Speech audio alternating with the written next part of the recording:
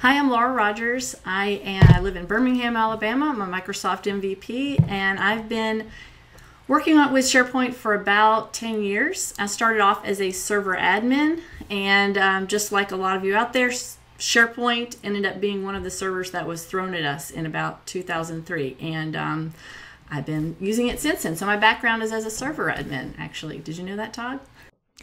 Well, so it's come up in conversation. Sometimes Laura and I chat on the phone and twirl our hair and talk about boys. And at one point, Laura brought up her bright, shining past as an IT pro. And that's good for me because I'm also an IT pro. And for those of you who don't know who I am, I'm Todd Clint. I also work at Rackspace. Like Laura, I'm also a SharePoint MVP. And I've been doing SharePoint as a job for like 12 years now. I'm kind of a one-trick pony. I kind of don't have anything else to offer. If SharePoint went away, I'd have to start to digging ditches, sweeping streets, that kind of stuff. But I'm also an IT pro, so all the stuff I talk about is going to come from the IT pro side. So what's our session called, Todd?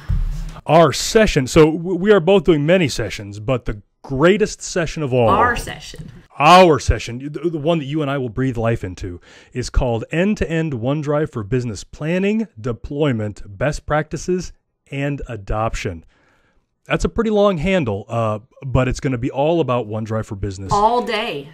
All day. Just from 8 to 5, just immersing ourselves in OneDrive for Business and how super cool it is. Can you tell the folks a little bit about why they should care about OneDrive for Business, why it's so cool? OneDrive for Business is basically SharePoint document libraries that you can synchronize and have available offline. But there is so much more to it. There are things that Todd's going to be talking about, like authentication, and then there are things that I'm going to be talking about more, such as how to adopt it. So OneDrive for Business is using files that are in SharePoint online and offline. Yeah. And so the thing that makes OneDrive for Business super cool is the functionality is awesome, but it's also a great way to kind of dip your toe into the online thing. Chances are you've already got an Office 365 subscription of some variety, and OneDrive for Business is in there and you're just not using it. And this will give you an opportunity to kind of try marrying your on-prem SharePoint and SharePoint online and figure out what works. And so we're going to tell you how to get that set up. So I guess I got the boring parts. I've got all the meat and potatoes stuff, the PowerShell, the setting authentication up and setting SharePoint on-prem and online. There's a very complicated courting process. There's an that exchange hybrid of gifts. Thing, right? Yes.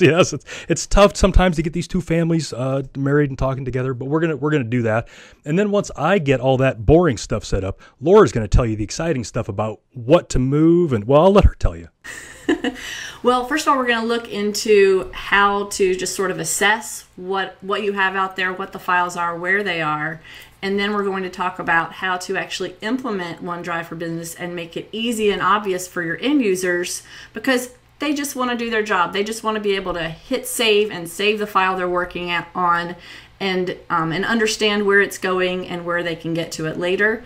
And so that's the part that I'm mostly going to be focusing on, just implementing it, rolling out, and getting people using it, and not making it too confusing for them. Yep. So hopefully we'll see you on Sunday, May 3rd for our OneDrive for Business session. You can go to ignite.microsoft.com and sign up for that, and we can't wait to see you there. Yay. Bye.